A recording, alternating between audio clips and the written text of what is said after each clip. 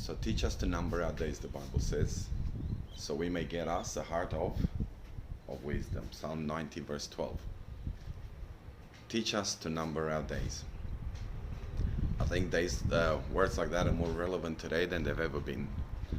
I don't think we've ever understood those words as best as what we are doing now. It is time when we need to look at things and count them. Look at what was or isn't or is important to us. Teach us to number our days.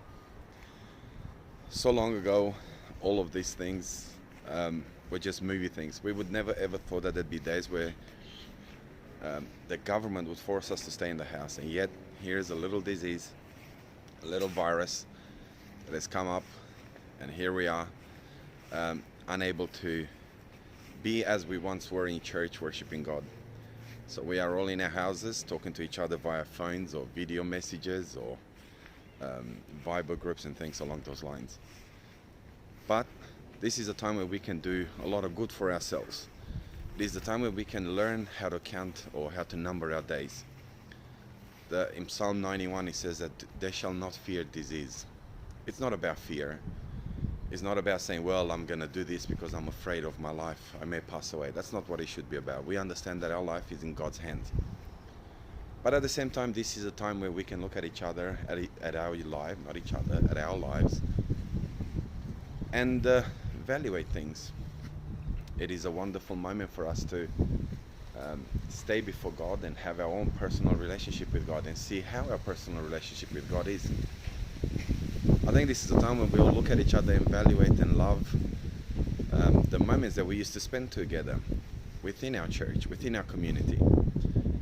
And I hope that once this all finishes, we will learn to appreciate the time, the friendships that we have a lot better.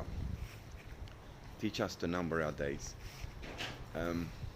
Days go by and we seem to almost, not be able to tell when the weekend is or the week starts. Yes, some of us still go to work. Others don't go to work anymore. Others don't go to school anymore. So all the norm stuff that we were used to is not there anymore. But one thing is always there. God is always there for us. We as a community are there for each other. We may not be there for each other as we once were every Monday night at youth, but we are still there for each other. I know that you guys are there for your friends from church, and I know that you guys are not gonna say, well, no church, no friends. We are still a strong community. We are still the ones that still love God, and I know that we still love each other. So don't forget that in this time of solidarity where you're stuck at home, there is people that still love and care for you. We, the youth, the leadership of the youth, we still care for you. Even though we may not be able to see you as we once did, like I said, every Monday, we still care for you. I suppose a short video just to tell you that we still care for you. And if you have any issues, anything whatsoever, don't forget, reach out, we're here for you. I see on Viber that some of you guys are enjoying this time, going out and still having fun. That's a good thing. Don't allow this thing to just make you stay inside the house and that's it. Enjoy the moments, enjoy life, but at the same time, this has to be a time where you reflect upon your relationship with Christ, where you reflect on what's important, where you reflect on how your life is going, where you can sit quietly in days that we're supposed to stay indoors and evaluate your life with God. God is there for you. All you have to do is just bow down on your knees and call Him, and He promised that He'll be there by your side. So don't forget that. Call upon Jesus in this time, and He will give you the peace that you can only find in Jesus. Again, don't allow fear to come over your life. Don't start fearing, oh, what's going to happen? We're going to be in quarantine for months, for weeks. People are panicking. Don't be like that. Take this time as time of reflection, time of enjoyment, of enjoying your time with your family. Time that you reflect upon important things, but mostly time that you build up your relationship with God.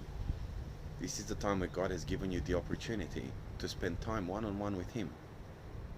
Take advantage of this time. Take advantage of the moments that you have. These are precious moments. Yes, they're different than our usual. Yes, they're different than our normal.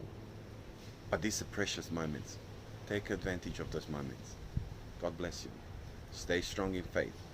Keep in touch with each other.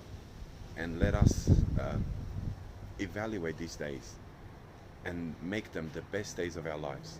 Even though we're by ourselves in our houses with our families. Keep in mind, you're with the people that love you best. God bless you.